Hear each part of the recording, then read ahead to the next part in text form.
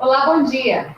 Estamos aqui no Hospital das Nações para transmitir mais uma live para vocês. Hoje é uma live especial no nosso 5º ENUFA, o Encontro Integrado de Nutrição e Farmácia Hospitalar. Então, para você que não pôde vir, não teve tempo de fazer sua inscrição, as suas rotinas não deixaram você participar, você vai participar aqui um pouquinho com a nossa próxima palestrante nesse sistema online, ok? Então, agora a gente vai ter uma palestra com a Carla Madruga, e ela vai falar sobre medicamentos potencialmente perigosos. A Carla tem mais de 30 anos de atuação na área de administração e logística de farmácia hospitalar, participação ativa de processos de certificação de qualidade da ONA, nível 3 e JCI, vivência como avaliadora do IPAS, da ONA, desenvolvimento e qualidade de fornecedores, coordenadora da farmácia hospitalar do Hospital Angelina Carol. Obrigada. Tá bom. Então, bom dia para vocês. Espero contribuir bastante com o assunto que a gente vai ter aqui essa manhã. Então, meu nome é Carla Madruga, eu tenho 30 anos aí de farmácia hospitalar e hoje nós vamos falar sobre os medicamentos potencialmente perigosos. Eu só queria perguntar um pouquinho para vocês, que tem nutricionistas e farmacêuticos, certo? Quem são as nutricionistas? Tem mais farmacêutico pelo jeito, né? Quem é as farmacêuticas? Ok. Então, tá bom. Então, o que a gente precisa saber sobre os medicamentos potencialmente perigosos?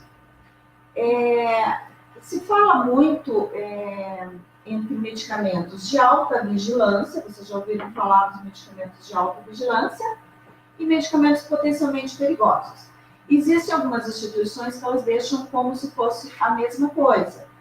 E não deixa de ser, né? Porque ele é perigoso e eu vou fazer uma alta vigilância com eles, né? Então, hoje nós vamos falar sobre eles. E temos, aqui está um slide de atenção, porque eles merecem atenção da nossa parte. Então, o que são os medicamentos potencialmente? Aquele que, se eu administrar inadequadamente, ele pode causar um dano ao paciente, certo? Ele pode ser até fatal. Vamos pegar um exemplo do medicamento potencialmente perigoso? É cloreto de potássio. Vamos lá para o nosso cotidiano da Netflix. Quando a gente vê um filme em que vem lá um serial killer e quer sumir com uma pessoa, o que ele faz? Ele vai lá, a gente vê administrando um medicamento no equipo, e o que acontece? Fatal.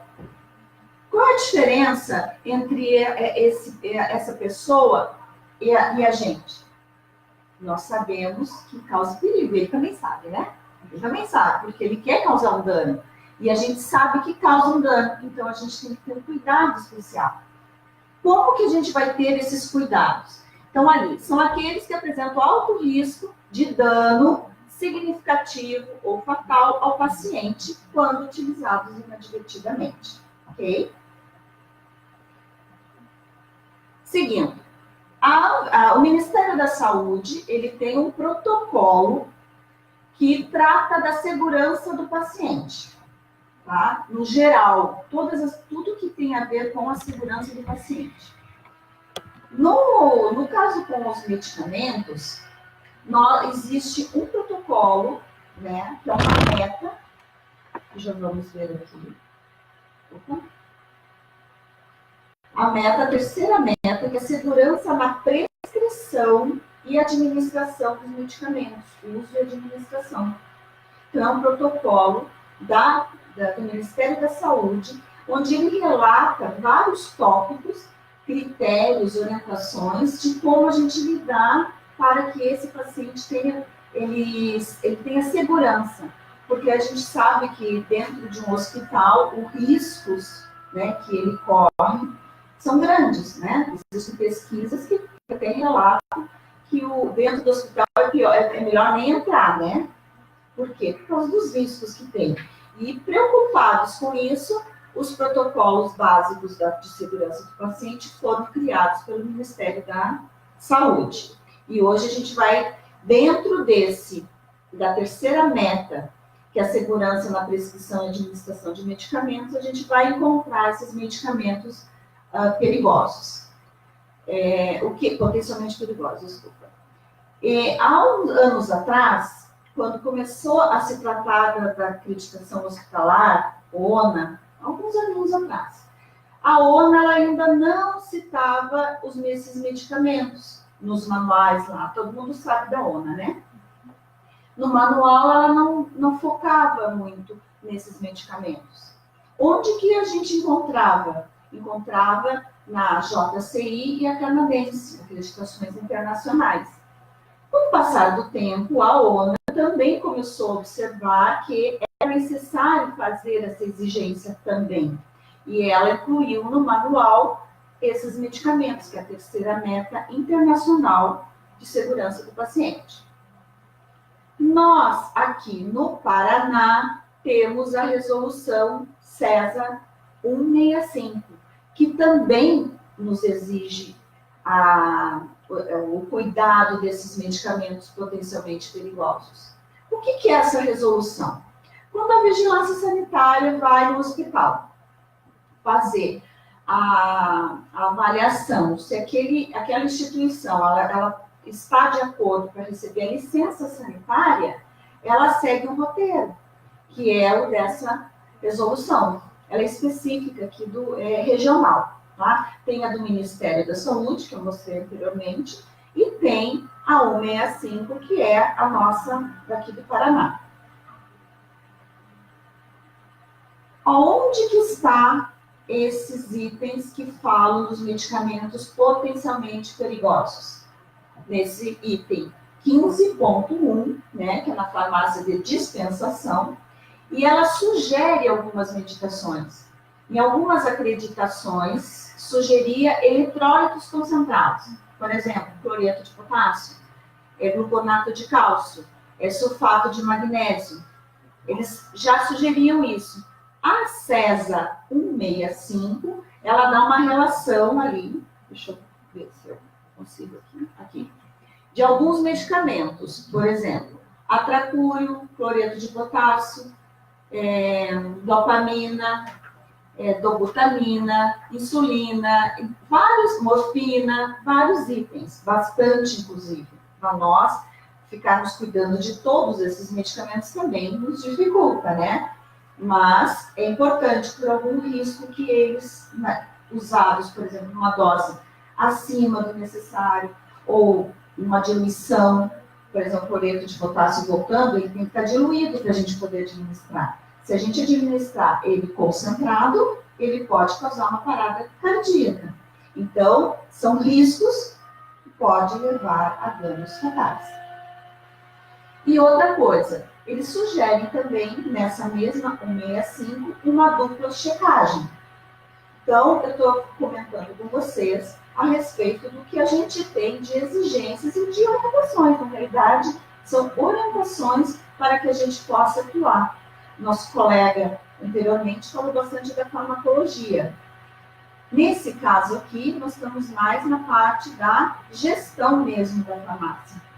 Porque, como eu sempre comento, né, a farmácia clínica, ela necessita, para que ela seja efetuada com qualidade, ela necessita que a parte burocrática, que são os farmacêuticos, os auxiliares de farmácia, dispensando a medicação, entregando, a enfermagem recebendo, de todo aquele conjunto. Porque nada adianta a gente saber, a gente analisar toda aquela prescrição, sendo que não foi a medicação, estava em falta de medicação, e não foi. Então, o que adianta?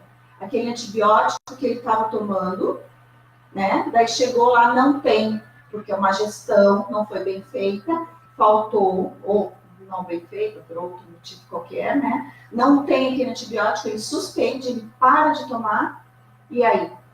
Então, toda a gestão, todo esse complemento é muito importante. Bom, Então, o que a gente vai fazer com esses medicamentos que causam dano ao nosso paciente? Para que a gente possa manter a segurança desse paciente. Criar barreiras de segurança. Nós, farmacêuticos, os nutricionistas, eu não sei se como que funciona muito bem, mas a gente tem que ter muita criatividade. E baseado nessa criatividade, foi surgindo, com o passar do tempo, inúmeras formas de cuidar desses medicamentos. Bom, primeiramente, eu tenho que saber quais são as medidas de prevenção desses erros. O que eu posso fazer? Vou restringir o acesso a esses medicamentos. Por exemplo, eu não posso deixar um estoque de cloreto de potássio disponível no andar. Então, assim, a gente diminui. Não tem no andar, não tem, talvez na UTI, mas a dose individualizada. Então, a gente restringe, a gente não deixa à disposição. Isso que quer dizer esse item. Identificação de risco na embalagem, que daí que eu comentei com vocês. Vamos ser criativos, né? Mais por frente a gente vai ver como que a gente pode ser criativo, né? Usando cores, embalagem, identificação, bandeirinha, babá, né?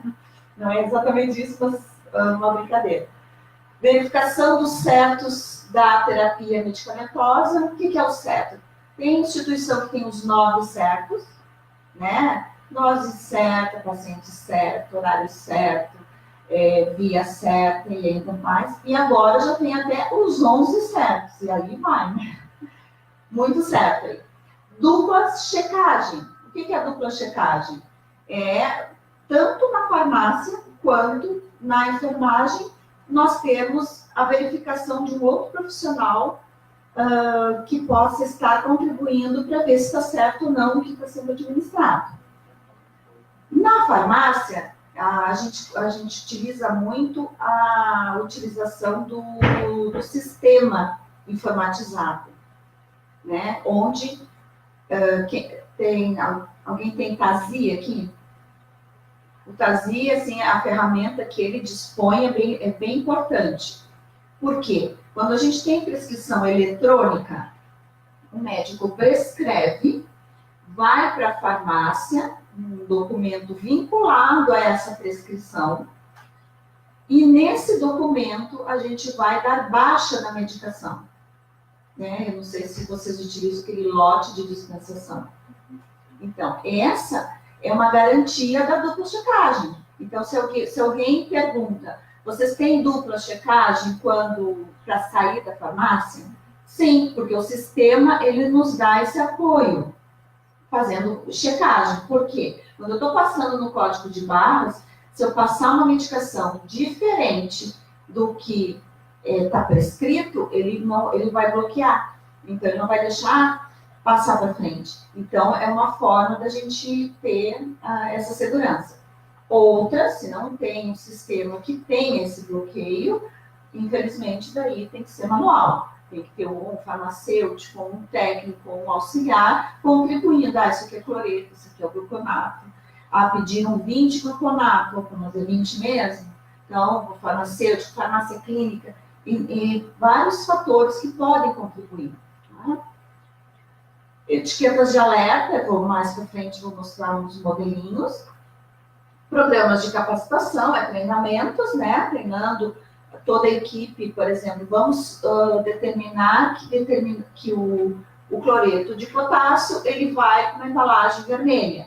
Mas não basta só mandar a embalagem vermelha, tem que treinar toda a equipe que embalagem vermelha significa que ele tem que ter uma atenção especial, precisa ser diluído.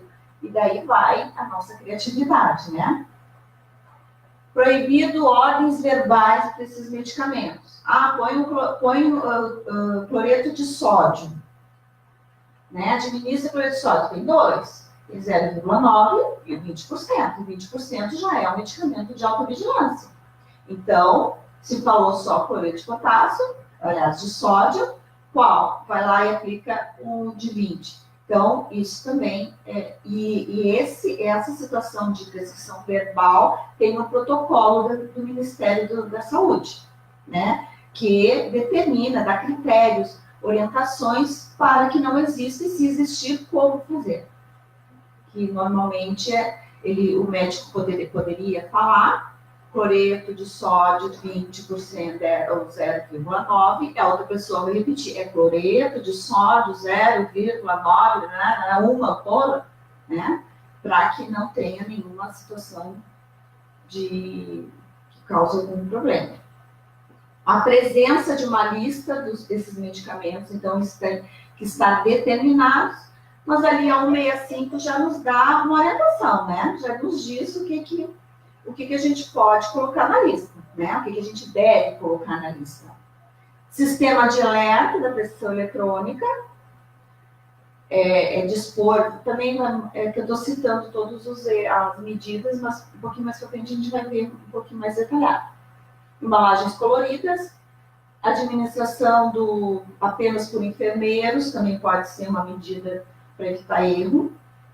Presença de lista contendo doses máximas.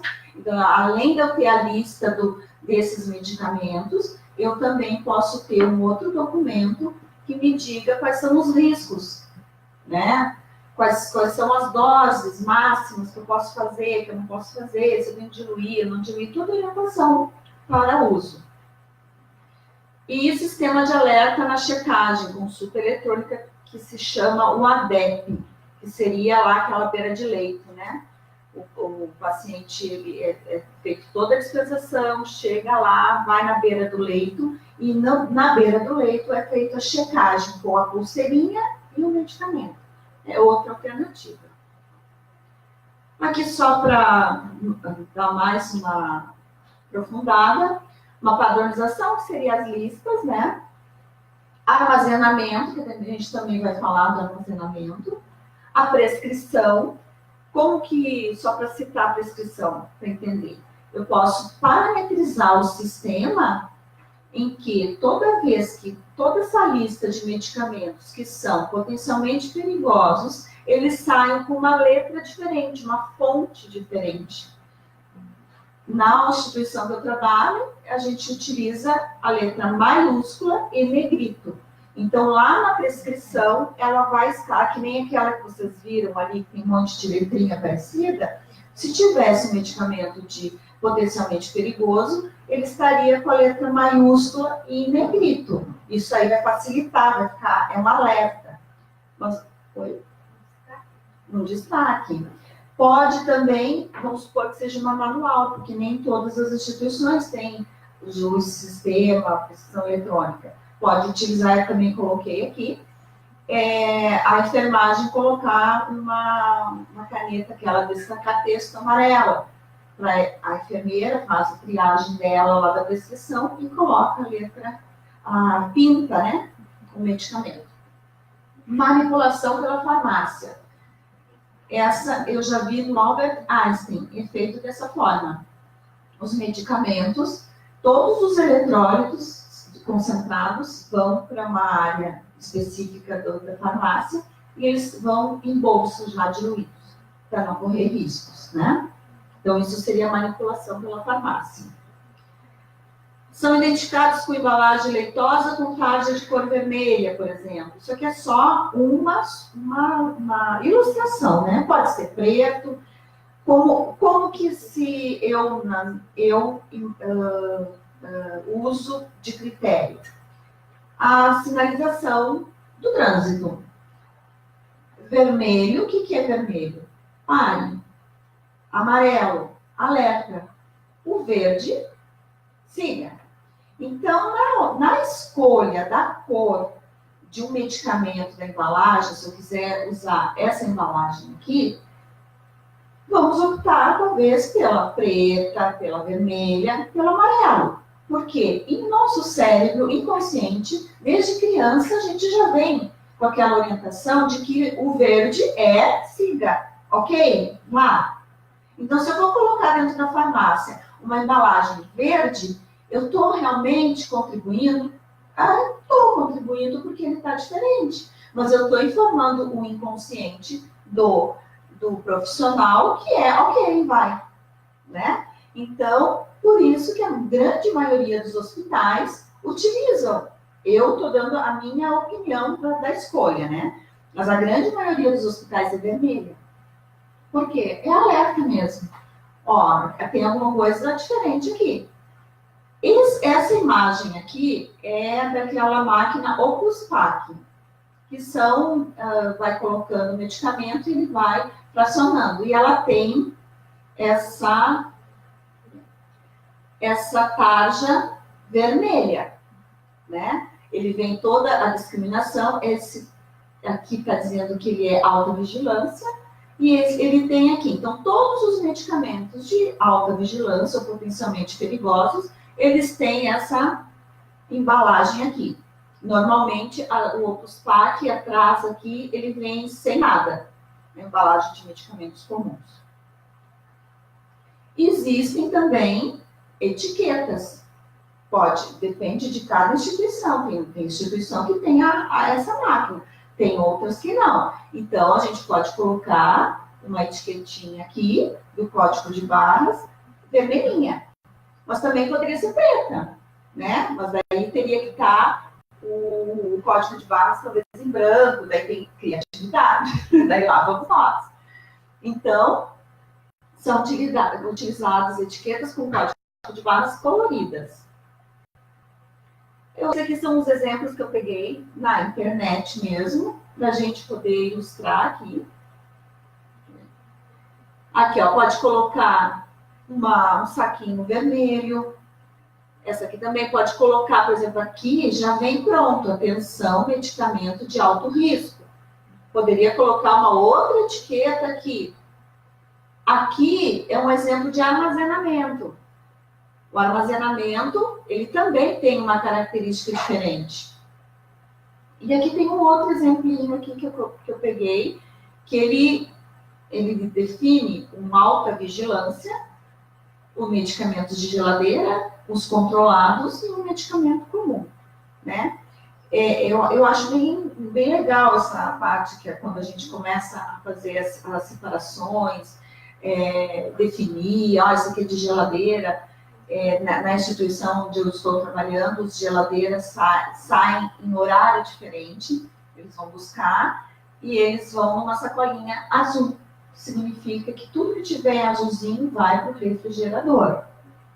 E tem inúmeras coisas que a gente pode inventar. E, bom, agora falando aqui também de como armazenar. Quando começou esses cuidados com medicamentos de alta vigilância, potencialmente perigosos, todo mundo identificava com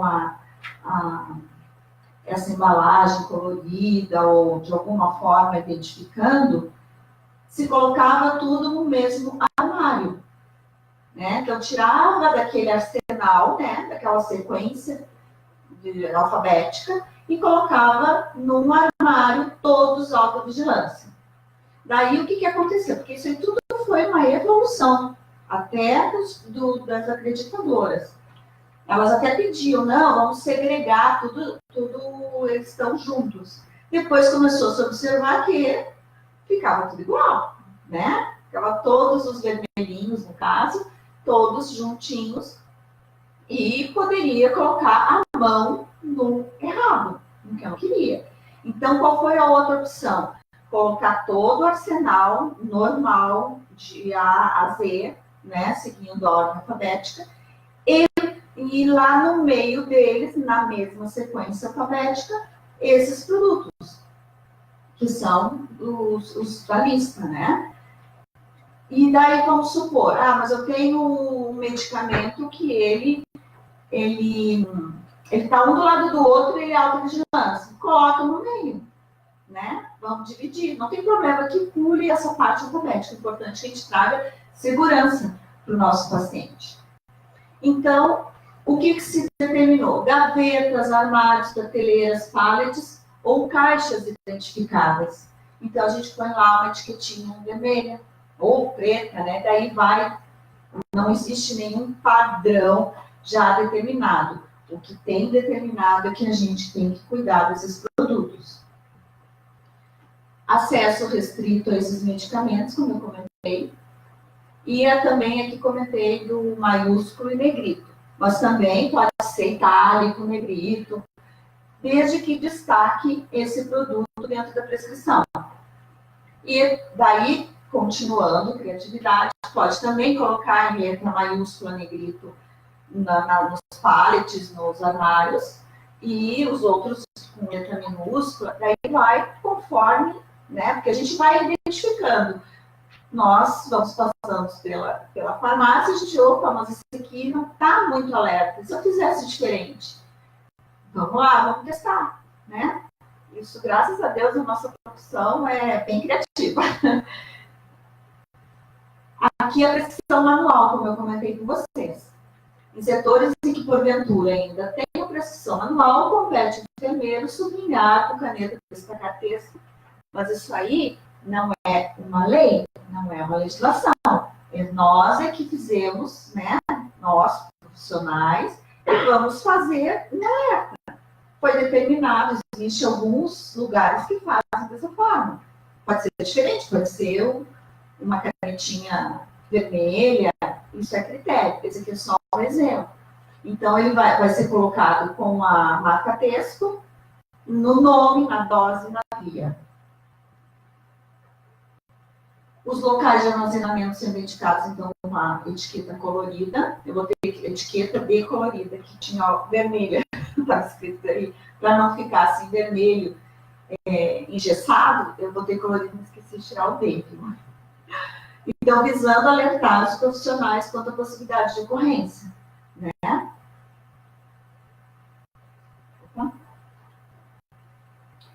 Aqui, medicamentos. Lázaro. Vocês já ouviram falar neles? O que são esses Lázaro? São os medicamentos de mesma look ali, mesma aparência, e o som é de som. São aqueles que têm o risco e dano em função das semelhanças. A gente sabe que existem medicamentos semelhantes, a escrita é semelhante. Dopamina, dobutamina. Pode acontecer uma troca porque ele é muito parecido. Tem que raciocinar. Epinefrina, efedrina, nomes muito parecidos. Então, a gente também tem que ter esse cuidado. Não basta só por ele causar um risco, se não for diluído. Ele também pode me confundir, né? Me confundir com os profissionais que estão ligados a essa dispensação e essa administração. E tem aqui o tipo de fonte CD3. Já ouviram? O que é esse método CD3? É aquele, deixa eu mostrar aqui. Ó. É aquelas letras que você pode estar colocando no teu sistema ou na tua identificação, letras que vão diferenciar o produto. Por exemplo, clonidina, clozapina. Ele pode confundir, até na hora de falar, né? Na leitura já nos confunde. Como que é esse CD3? Essa é uma lista já usada em muitos hospitais. Daqui para cá, tu considera tudo que é igual, né?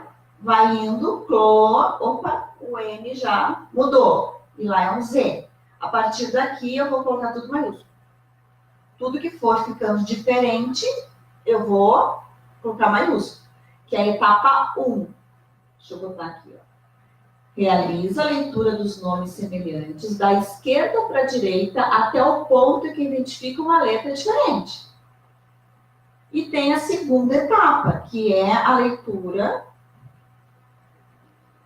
da direita para a esquerda. Então, quando eu volto, e aí tem o ina, quando eu estou voltando, quando eu me deparo com a letra diferente dessa palavra para essa, eu vou manter o anterior minúsculo. Vocês entenderam? Então, eu vou colocar em... Opa! Eu vou colocar a letra maiúscula só naquelas letras que são diferentes na palavra. E tem esse método CD3 que a gente pode utilizar no cadastro do produto, que daí vai sair lá para o médico, na prescrição, quando ele for consultar, por exemplo, o pantoprazol e, como é que é? O Pancuron. Pan, né? P-A-N. E se o médico ficar distraído, botar pan e pá.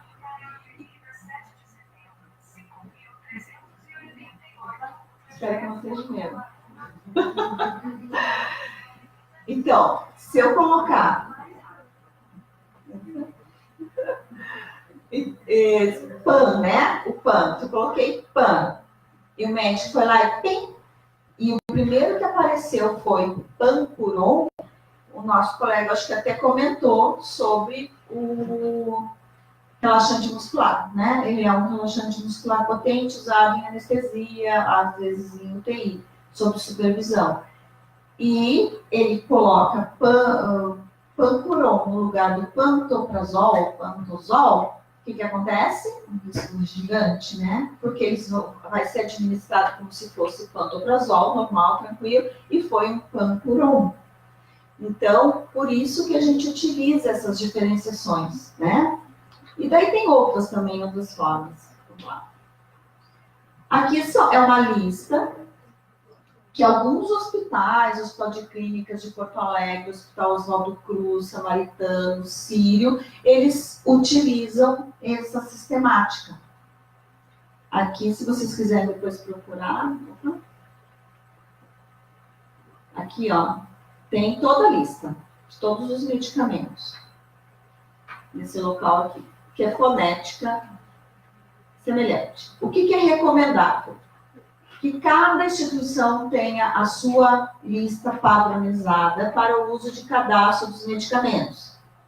Na etiquetagem, que eu comentei com vocês, né? Não existe uma lei, uma determinação que tenha que ser vermelho, preto, amarelo, azul. Cada instituição vai determinar, vai tratar esse medicamento conforme a sua rotina, os profissionais que estão ali, levar para a comissão de padronização. Normalmente se tem já a comissão de segurança do paciente da meta 3, onde já determina esses itens. Aqui voltando, né? Agora, nós somos parecidos? Somos parecidos, né? Temos orelhinha pretinha, é bem igualzinho. Eles conseguiram um bichinho bem igualzinho. E isso acontece nos nossos medicamentos, né? Tem muitos que são a caixinha igualzinha. E até o nome, às vezes, também é igualzinho. Olha aí. E os nossos medicamentinhos são assim também, né? Então, por isso, a gente também tem que ter cuidados. Olha lá, os nossos medicamentos. Aqui, ó, a Cristália é uma que tem muito parecido, uma morfina com fentanil. Aqui estão eles também. Esse aqui, a embalagem, acho que é um Lucefina, não sei qual que tá ali. Ele, e V e M, é tudo igual. Ele só está escrito V e M. Isso daí na correria, ali naquela rotina do hospital, pode nos gerar um dano bem grande. Existe uma legislação das embalagens, né? Que eu citei aqui para vocês, se vocês quiserem depois pesquisar. Das embalagens, é orientado que não seja tudo igual, né? A indústria, ela tem que nos dar um suporte para nos facilitar. Quando ela não nos dá, vamos supor aquele ali que tem V e M. Qual alternativa a gente poderia ter? Pegar o que causa mais dano, por exemplo, ele acho que até comentou aqui do Canaquion, que o IM é oleoso e o outro não. Então, no que eu não posso fazer o intramuscular no IV. Então, no intramuscular, eu coloco, por exemplo, uma embalagenzinha, um plastiquinho amarelo. É uma opção. Não preciso botar nos dois porque deu pior. Mas eu coloco naquele que me causa um dano maior. Agora, ao contrário, não causa tanto. Mas então eu coloco no outro. Dupla checagem, que a gente estava falando, na dispensação e na enfermagem. Nós nos deparamos com uma situação da adrenalina. Ela é um medicamento potencialmente perigoso se administrado corretamente, só que ela é de emergência, né? Pode ser que eu não consiga fazer uma dupla checagem. Então, nós pensamos, quebramos a cabeça e inventamos alguma coisa para que a gente tenha uma alerta. A adrenalina, todas têm aquela embalagem lá, Opus FAC, com a tarja amarela. É o único que tem. Todos eles, todos os alta-vigilância têm vermelha. A adrenalina é amarela. É uma outra alternativa da gente ter uma indicação de que, tem que ter mais atenção ainda, porque às vezes não consegue fazer essa dupla checagem. Após administrar o medicamento, proceder à checagem da medicação, né? Isso é a enfermagem, também tem que fazer a dupla checagem. E eu trouxe um assunto aqui que eu acho que a grande maioria já viu, né? Já ouviu falar, da vaselina. Aqui está o documento: morte de menina por vaselina na veia pode mudar procedimentos do hospital. Então, era uma menina chamada Stephanie, 12 anos, São Paulo, que morreu após receber essa vaselina. Acho que todo mundo deve ter ouvido falar. Ó, era isso aqui que eles tinham lá. Eram 2 frascos, um era soro, o outro era vaselina. E qual é a diferença disso daqui? Não tem nenhuma. E olha a letra. Minúscula, até ver, olhar, vai fazer, e ainda elas estavam armazenadas no mesmo local. Talvez porque já tenha vindo da farmácia, não sei de onde, tenha vindo, já confundindo, e foi colocado no lugar do soro e foi administrado.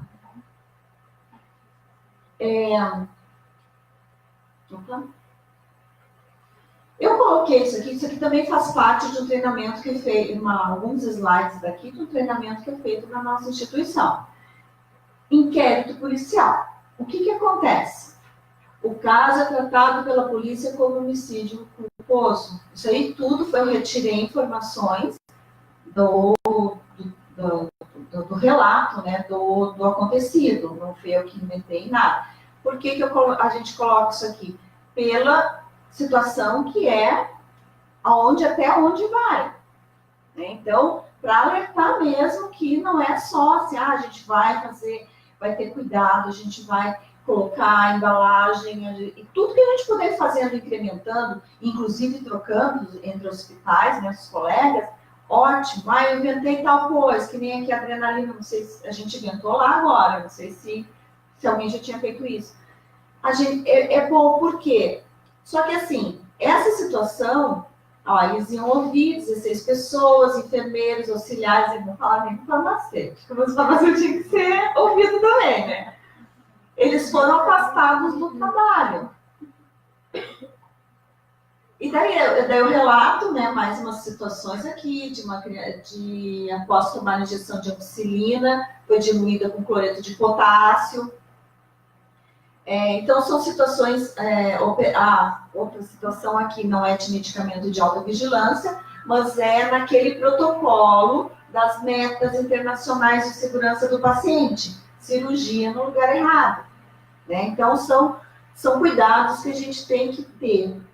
E outra situação, não sei se todo mundo ficou sabendo, mas eu não sei se é auxiliar de enfermagem, acho que era auxiliar de enfermagem, ela cometeu suicídio, aquela moça. Então, assim, o dano foi gigante. Foi gigante o dano para aquela menininha, para a família que perdeu aquela menininha e para o profissional que fez, porque como um professor já me comentava, assim, nós, enfermagem, nenhum de nós, farmacêutico, a gente não acorda para fazer isso. A gente acorda para fazer o bem, para ajudar, mas existem fatalidades. E como que a gente tem que evitar? A gente sabe já que existe, já aconteceu. A gente tem que ter lá no início da nossa palestra as medidas para que isso não ocorra, né? Então, a gente usa criatividade, embala daqui, é bonito até de ver, fica coloridinho, fica organizado, né? Então, a gravidade é bem profunda, né? Não é só aquela situação ali, porque essa moça que cometeu suicídio, provavelmente ela não conseguiu lidar com o que aconteceu, né? Então, fica o alerta aqui e um agradecimento também. Eu estou à disposição, eu me esqueci de colocar meu e-mail, então se alguém quiser um dia mandar um e-mail para mim, se alguém quiser anotar, é carlamadruga1601@gmail.com. Então, estou à disposição, muito obrigado, espero contribuir e ter ajudado vocês aqui nessa palestra, tá bom? Muito obrigada.